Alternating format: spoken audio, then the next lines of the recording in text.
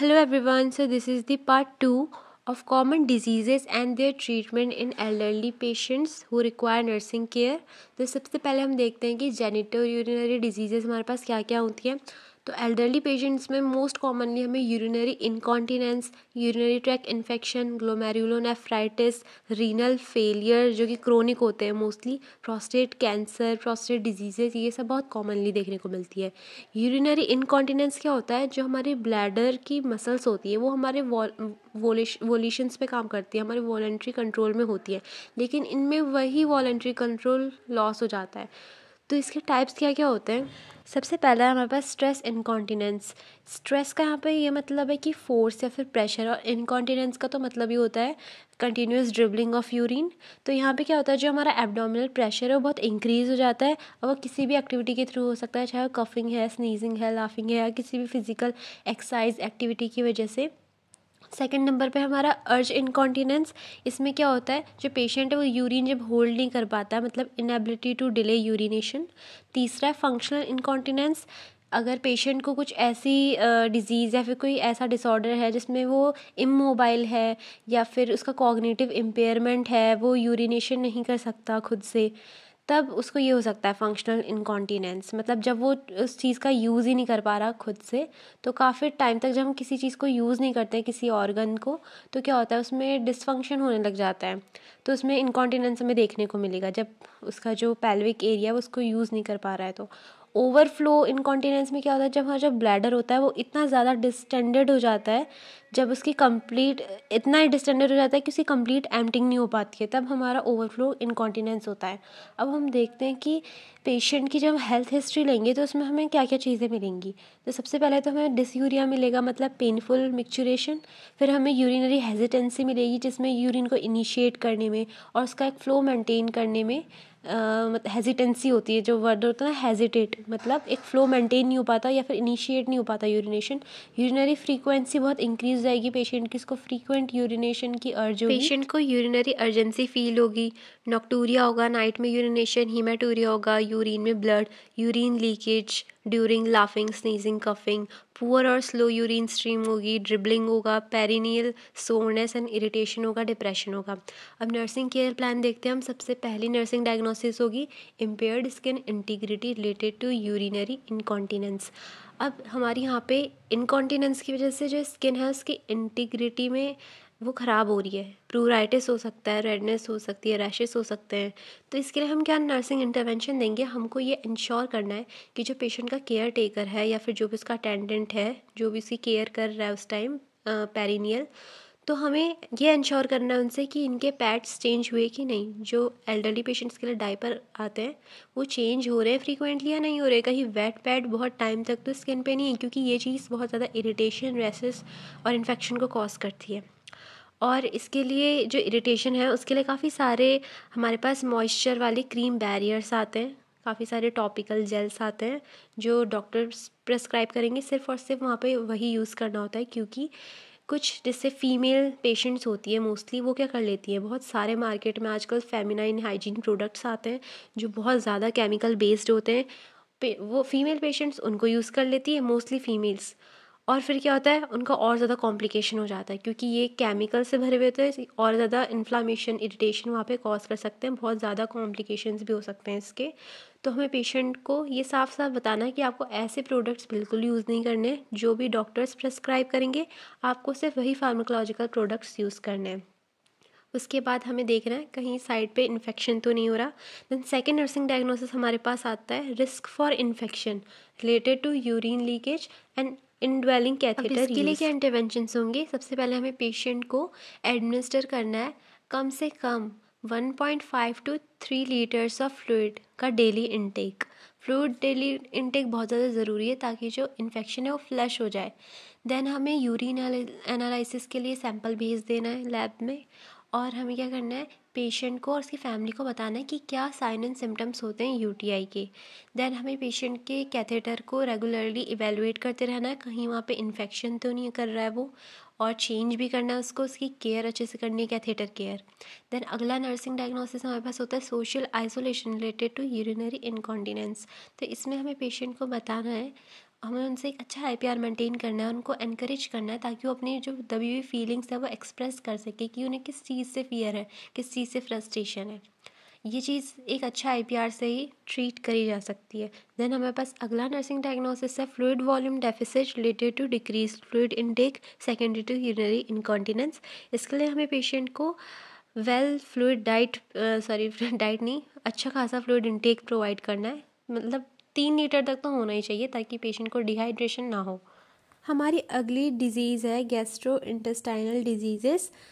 तो जैसे जैसे हमारी एज बढ़ती जाती है GI फंक्शंस भी लॉस होते जाते हैं, मतलब काफ़ी स्लो हो जाते हैं, जैसे कि इंडाइजेशन होता है, कॉन्स्टिपेशन होता है, डिहाइड्रेशन होता है, फीकल इनकॉन्टिनेंस होती है और काफ़ी सारी प्रॉब्लम्स हो सकती है जैसे कि हाइटल हर्निया। हाइटल हर्निया क्या होता है, जब हमारा जो डायफ्राम है वो क्या करता है, जो ईसोफेगस है और जो हमारा स्टमक है उन दोनों को डिवाइड करता है एक होल के थ्रू। मतलब ईसोफेगस हमारा ऊपर रहता है और फिर डायफ्राम होता है, फिर हमारा स्टमक होता है।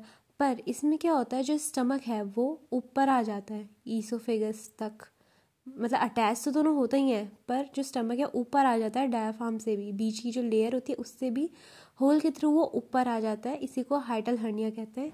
माल न्यूट्रिशन हो सकता है, पेप्टिक अल्सर हो सकते हैं। इन सब चीज़ों की वजह से क्या होता है, पेशेंट्स में हमें गैस्ट्रिक एम्प्टिंग में डिले देखने को मिलता है, मतलब जो स्टमक है वो जल्दी से खाली नहीं होता, जिसकी वजह से पेशेंट को हमेशा फुलनेस की फीलिंग आती है। और क्या होता है, पेशेंट की एपेटाइट भी लॉस हो जाती है क्योंकि रिड्यूस्ड गैस्ट्रिक सिक्रीशन होता है ओल्ड एज में। देन जो सबसे ज़्यादा कॉमन है कॉन्स्टिपेशन, उसके बारे में पढ़ते हैं। कॉन्स्टिपेशन क्या होता है, infrequent and irregular stool passage, जिसमें जो स्टूल होती है वो हार्ड हो जाती है और इसका पास होना बहुत ज़्यादा डिफ़िकल्ट हो जाता है इंटेस्टिनल रूट के थ्रू और काफ़ी पेनफुल एक्सक्रीशन होता है। देन हाइपरटोनिक बाउल होती है और हाइपोटोनिक बाउल होती है।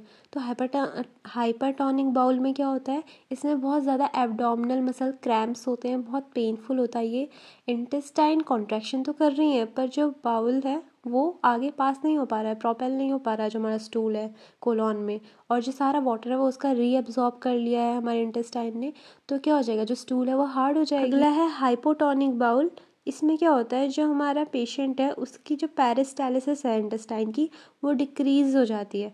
अब पेरिस्टालिसिस ही डिक्रीज़ हो जाएगी या फिर पेशेंट फ्लूइड इनटेक एडुकेट नहीं ले रहा है या फिर उसका डाइटरी फाइबर इनटेक बिल्कुल ना के बराबर है, तो क्या होगा, जो हमारी एब्डोमिनल मसल टोन होती है वो डिक्रीज़ हो जाएगी उसकी मसल टोन, और वो पेरिस्टालिसिस नहीं परफॉर्म कर पाएगा हमारे जो इंटेस्टाइन है। अब हेल्थ हिस्ट्री में हम पेशेंट से ये पूछेंगे कि उनको स्टूल पास हो रहा है या नहीं, हार्ड स्टूल तो नहीं है, पेनफुल डिफिकेशन तो नहीं हो रहा है, फिर बहुत ज़्यादा स्ट्रेन तो नहीं लग रहा है डिफिकेशन के टाइम पे, या फिर स्टमक क्रैम्प्स तो नहीं हो रहे हैं, एंड लार्ज स्टमक तो नहीं है। ये इससे हमें पता चलेगा कि स्टमक डिस्टेंशन है या नहीं, क्योंकि इसमें जो स्टमक की गर्थ है वो इंक्रीज़ हो जाती है, जो मतलब एब्डोमिनल गर्थ है। डिक्रीज एपेटाइट तो नहीं है पेशेंट में, इंडाइजेशन तो नहीं है, नोजिया एंड वॉमिटिंग तो नहीं है। सबसे पहला नर्सिंग डायग्नोसिस हमारा बनेगा constipation related to immobility, lack of dietary fibre and poor fluid intake. अब हमारी नर्सिंग प्रायोरिटीज़ क्या रहेंगी, हमें क्या प्रमोट करना है, बाउल एलिमिनेशन को प्रमोट करना है और हमें रिमूव करना है फीकल इम्पैक्शन को। फीकल इम्पैक्शन मतलब जब स्टूल हमारा कलेक्ट हो जाता है बहुत ज़्यादा अमाउंट में, बहुत ज़्यादा हार्ड स्टूल इंटेस्टाइन में, इसी को लोअर बाउल में, मतलब इसी को हम फीकल इम्पैक्शन कहते हैं। इसके बाद हम इंटरवेंशंस में क्या करेंगे, सबसे पहले तो असेस करना है पेशेंट का बाउल पैटर्न है क्या। देन रेक्टल एग्जामिनेशन परफॉर्म करना है फिजिशियन को, देखने के लिए कि कहीं एनल फीजर्स या फिर हेमरॉइड्स तो नहीं है। ये बहुत दिक्कत करते हैं, बहुत पेनफुल डिफिकेशन होता है इनकी वजह से। देन हमें ये असेस करना है कि पेशेंट में science of depression and dementia तो नहीं है। साथ ही हमें ये असेस करना है कहीं पेशेंट ऐसी मेडिकेशंस तो नहीं ले रहा है जिससे कॉन्स्टिपेशन हो सकता है, जैसे कि opioids, antacids, anticholinergics, anti depressants, और पेशेंट ज़्यादा एनिमाज या फिर लेक्सेटिव्स का ओवर यूज़ तो नहीं कर रहा है, फिर अब्यूज़ तो नहीं कर रहा है। अब्यूज़ मतलब बहुत ज़्यादा ही अमाउंट में ये सारी चीज़ें यूज़ करना। वो कर तो कॉन्स्टिपेशन क्लियर करने के लिए रहा है, पर कहीं ना कहीं उसको इस चीज़ की हैबिट हो गई है। अब उसकी जो बॉडी है उसने ये चीज़ एक्सेप्ट कर लिए कि हाँ, जब वो एनीमास एंड लेक्सेटिव्स को यूज़ करेगा तभी उसे डिफिकेशन होगा, लेकिन ये चीज़ डिपेंडेंट बना देती है बॉडी को। तो हमारी कोलॉन क्या हो जाएगी, लेज़ी हो जाएगी और फिर कॉन्स्टिपेशन होगा, क्योंकि कोलॉन ने तो फंक्शन करना कब का छोड़ दिया खुद से। देन हमें ये इंश्योर करना है कि patient at least 10 to 12 glasses of water daily intake करे, क्योंकि इसमें हमें जो वाटर है उसका रिटेंशन करवाना है, उसे एक्सक्रीट नहीं करवाना है। हमें चाहिए इंटेस्टाइन में वाटर ताकि हमारा जो डिफिकेशन है वो आराम से हो पाए। इसीलिए हमें हाई फाइबर डाइट भी प्रोवाइड करवानी है पेशेंट को, और ऐसे बेवरेजेस को अवॉइड करना है जिनका डायूरेटिक इफेक्ट होता है, जैसे कि coffee, T, grep fruit juice. और हमें पेशेंट को range of motion exercises perform करवानी है ताकि थोड़ी जो बाउल की मोटिलिटी है वो इंक्रीज़ हो। और हमें क्या करना है, पेशेंट का जो एब्डोमेन है उसे पाल्पेट करते रहना है बाउल साउंड्स को चेक करने के लिए कि वो प्रॉपर हो रही है या नहीं, पेरिस्टाल्टिक मूवमेंट अच्छे से हो रहा है या नहीं। Okay, so now let's move on to the next disease. अब हमारे पास न्यूरोलॉजिकल डिजीजेस हैं, जिसमें आता है हमारे पास अल्जाइमर डिजीज़, एफेजिया जिसका मतलब होता है इम्पेयरमेंट इन लैंग्वेज, डेलीरियम जिसका मतलब होता है कन्फ्यूज़न, पार्किंसंस डिजीज़ आती है जिसमें क्या होता है जो हमारी मसल रिजिडिटी है वो कहीं ना कहीं डीजनरेट हो जाती है, ब्रैडीकाइनेसिस होता है, स्लो मूवमेंट होता है, रेस्टिंग ट्रैमर्स होता है, इवन रेस्ट के टाइम पे भी वो शेक करते रहते हैं, ट्रैमर्स आते हैं उनको। स्ट्रोक हो सकता है पेशेंट को, स्ट्रोक अलग चीज़ है, अभी जो आगे बताया वो सारे पार्किंसंस में जो जो सिम्टम्स होते हैं वो हैं।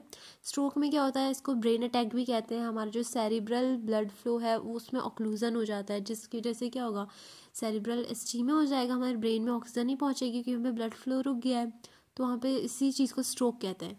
देन हम इसमें पढ़ेंगे एक के बारे में जो है कि अल्जाइमर डिजीज़। अल्जाइमर डिजीज़ क्या होती है, इसमें प्रोग्रेसिव मतलब धीरे धीरे बढ़ने वाला डीजेनरेशन होता है। किसमें, जो हमारी ब्रेन सेल्स होती है, ब्रेन सेल्स कौन होती है, हमारी न्यूरॉन्स, उनमें डीजेनरेशन हो जाता है प्रोग्रेसिव, जिसकी वजह से क्या होता है, इम्पेयरमेंट आ जाता है मेमोरी में, थिंकिंग में, बिहेवियर में। अब ये सब तो होता ही है, मेनली जो इसमें आता है वो मेमोरी में लॉस होता है, साथ में लैंग्वेज एब्स्ट्रैक्शन, स्पेशियल ओरिएंटेशन, इन सब में भी हमारा कहीं ना कहीं डिस्टर्बेंस आ सकता है। फिर जो अल्जाइमर है ये सबसे ज़्यादा कॉमन टाइप का डिमेंशिया है। जो डिमेंशिया है वो एक बड़ी टर्म होती है, अम्ब्रेला टर्म होती है, इसके अंदर अल्जाइमर आता है जो बहुत कॉमन होता है। अब जो अल्जाइमर वाले पेशेंट्स होते हैं, इनका जो ब्रेन टिश्यू होता है उसमें 3 हमें हॉलमार्क फीचर देखने को मिलते हैं। सबसे पहला है न्यूरोफिब्रिलरी टैंगल्स, दूसरा है न्यूरोटिक प्लाक्स, एंड तीसरा है ग्रेन्युलोवस्कुलर डीजनरेशन। अब हम पेशेंट की हेल्थ हिस्ट्री लेंगे तो हमें क्या देखने को मिलेगा, उनमें फॉरगेटफुलनेस प्रेजेंट होगी, मेमोरी लॉस होगा, डिफ़िकल्टी होगी नई चीज़ें लर्न करने में और पुरानी चीज़ों को रिमेंबर करने में, पुअर कंसंट्रेशन होगा, पेशेंट की जो पर्सनल हाइजीन है वो बहुत ज़्यादा पुअर देखने को मिलेगी और पेशेंट बहुत ससेप्टेबल होगा एक्सीडेंट होने के लिए। अब नर्सिंग केयर प्लान में सबसे पहला हमारे पास नर्सिंग डायग्नोसिस ये आता है कि जो पेशेंट है उसका जो थॉट प्रोसेस है वो डिस्टर्ब्ड होगा related to cerebral cortex degeneration, क्योंकि उसको अल्जाइमर है। तो हमें क्या प्रमोट करना है, एटलीस्ट पेशेंट जो है वो अपनी डेली लिविंग एक्टिविटी परफॉर्म कर पाए खुद से इंडिपेंडेंटली, और उसको जो रिस्क ऑफ इंजरी है वो रिड्यूस्ड हो जाए। तो इंटरवेंशंस हम क्या क्या लेंगे, हमें पेशेंट का जो इन्वायरमेंट है उसको नॉइज़ फ्री बनवाना है ताकि पेशेंट इरिटेट ना हो, उसको एजिटेशन ना हो। देन हमें क्या करना है, पेशेंट से बहुत काम, बहुत स्लोली, बहुत सॉफ्टली बात करना है ताकि पेशेंट को स्ट्रेस ना हो, स्ट्रेस उसका रिड्यूस्ड रहे। हमें पेशेंट को इतना इंडिपेंडेंट बनाना है कि वो अपनी एक्टिविटीज़ खुद कर पाए, पर इतना भी हमें उसको इंडिपेंडेंट नहीं रख देना है कि हाँ पेशेंट कुछ कर नहीं पा रहा है और हम असिस्ट भी नहीं कर रहे हैं पेशेंट को। ये देखना है कहीं पेशेंट को एंग्जाइटी तो नहीं हो रही है। अब हमें इसके साइन एंड सिम्टम्स पता है, जैसे कि पेशेंट के जो फेशियल एक्सप्रेशन है वो बहुत ज़्यादा फियरफुल है, या फिर पेशेंट हमसे बात कर रहा है तो आई कांटेक्ट नहीं मेंटेन कर पा रहा है, या फ्रीक्वेंट हैंड वॉशिंग कर रहा है। ये सब चीज़ें एंग्जाइटी को डिनोट करती हैं। देन हमें क्या करना है, और क्या हमारे पास नर्सिंग डायग्नोसिस बनेंगी, जैसे कि पेशेंट सेल्फ केयर डेफिसिट होगा, पेशेंट का जो न्यूट्रिशनल स्टेटस है वो इम्बैलेंस होगा, पेशेंट को रिस्क ऑफ इंजरी होगी। तो इन सब के लिए हम क्या करेंगे, पेशेंट को एक काफ़ी अच्छी डाइट प्रोवाइड करेंगे, रिच फ्लूइड इनटेक करवाएंगे, रेगुलर ऑब्जर्वेशन में रखेंगे पेशेंट को कि हाँ पेशेंट अगर इधर से उधर भी जा रहा है तो रास्ते में कुछ ऐसी चीज़ ना हो, कुछ शार्प ऑब्जेक्ट या फिर कुछ भी ऐसा जिससे पेशेंट को इंजरी के बहुत ज़्यादा चांसेस हैं। या फिर हम बेड साइड मेडिकेशंस भी नहीं रखेंगे क्योंकि पेशेंट को तो याद ही नहीं रहेगी कोई चीज़ कि उसको क्या करना है, कैसे नहीं करना है, कहीं पेशेंट ओवरडोज ना ले ले। और पेशेंट अगर अपने हाइजीन के लिए कुछ अच्छा कर रहा है, मतलब खुद से स्टेप्स ले रहा है, तो हम पेशेंट को री प्रोवाइड करेंगे, री, जिसका मतलब क्या होता है, कुछ रिवॉर्ड देंगे या फिर ऐसे प्रेज़ करेंगे जिससे पेशेंट जो अच्छा काम उसने करा है उससे बार बार करे। पेशेंट की हम मोबिलिटी करवाएंगे, रेंज ऑफ मोशन एक्सरसाइजेस करवाएंगे, और पेशेंट को हम फीडिंग करवाने के बाद 45 मिनट्स तक एटलीस्ट अपवर्ड पोजीशन में बैठाएंगे, सिटिंग पोजीशन में बैठाएंगे, ताकि जो ग्रेविटी के थ्रू उसका फूड जो है वो आराम से मतलब लोअर ट्रैक तक चला जाए। नेक्स्ट डिजीज़ हमारे पास है एंडोक्राइन डिजीजेस। तो एंडोक्राइन फंक्शन हमारा होता क्या है, हार्मोन्स को सिक्रीट करवाना। लेकिन जैसे जैसे हमारी एज बढ़ती जाती है, हमारे जो हार्मोन्स है वो अपने आप उनका सिक्रीशन कम होते जाता है। तो इसकी वजह से हमारे पास काफ़ी सारी डिजीज़ आएंगी, जैसे कि डायबिटीज़ मेलाइटस हो सकता है, काफ़ी सारी थायराइड की डिजीजेस हो सकती है, हाइपोथायरॉयडिज्म एंड ऑल। तो फिर अब हम देखते हैं इसमें कि डायबिटीज़ मेलाइटस क्या होता है। देखो, काफ़ी सारे लोग ये बोलते हैं तुम ज़्यादा चीनी खाओगे तो डायबिटीज़ हो जाएगी। कितनी सारी तुम यूट्यूब वीडियोस देख लो, कमेंट्स में हमें ये देखने को मिलता है किसी भी फूड वाली वीडियो पे कि यहाँ पे तो इतनी चीनी खिला रहे हैं, अगले को डायबिटीज़ हो जाएगी। पर ऐसा नहीं है, चीनी ज़्यादा खाने से कम खाने से डायबिटीज़ का रिलेशन नहीं है। मेन इसमें ये होता है कि जो इंसुलिन है वो कम हो जाता है। अब इंसुलिन बॉडी में कम हो जाएगा तो हमारी जो शुगर है उसको डाइजेस्ट करेगा कौन? तो अपने आप शुगर जो है ब्लड में बढ़ जाएगी, हाइपरग्लाइसीमिया हो जाएगा। डायबिटीज़ बेसिकली दो टाइप्स की होती है, टाइप 1 एंड टाइप 2। जो टाइप 1 होती है उसमें जो इंसुलिन प्रोडक्शन होता है वही नहीं होता, वो बीटा सेल्स करती हैं, पर हमारा इंसुलिन यहाँ पे प्रोड्यूस ही नहीं हो रहा है। टाइप 2 डायबिटीज़ में हमारे पास क्या होता है, इंसुलिन प्रोडक्शन तो होता है पर जो हमारे सेल्स हैं उसके अंदर जो इंसुलिन के रिसेप्टर्स हैं वही प्रेजेंट नहीं होते, या फिर वो काम ही नहीं करते हैं। तो अब हमारे पास नर्सिंग केयर प्लान में क्या इसका नर्सिंग डायग्नोसिस होगा। सबसे पहला, imbalance nutrition, less than body requirement related to imbalance of insulin. तो हमारे पास नर्सिंग प्रायोरिटी क्या होनी चाहिए, हमें क्या एनकरेज करना है कि पेशेंट का जो न्यूट्रिशनल इम्बैलेंस हो रखा है ना उसे हमें बैलेंस करना है। तो इसमें हम क्या कर सकते हैं, पेशेंट को एक अच्छी खासी कैलोरी वाली डाइट प्रोवाइड करेंगे और हम रेगुलरली पेशेंट का वेट ऑब्जर्व करते रहेंगे। साइंस देखेंगे कि हाइपरग्लाइसीमिया के साइंस तो नहीं आ रहे हैं पेशेंट में। फिर हम पेशेंट को इंट्रावीनस इंसुलिन प्रोवाइड करेंगे और क्या करेंगे, जो हमारा ब्लड शुगर है, पोटेशियम लेवल है, एबीजी है, सीरम ऑस्मोलैरिटी है और सीरम यूरिन कीटोन्स है, सीरम सोडियम है, सीरम इलेक्ट्रोलाइट है, यूरिन स्पेसिफिक ग्रेविटी है, ये सारी चीज़ों के हमारे पास नॉर्मल वैल्यूज़, मतलब पेशेंट की वैल्यूज़ होनी चाहिए। तो ये इन सबको हमें लेबोरेटरी में भेज देना है डेटा के लिए।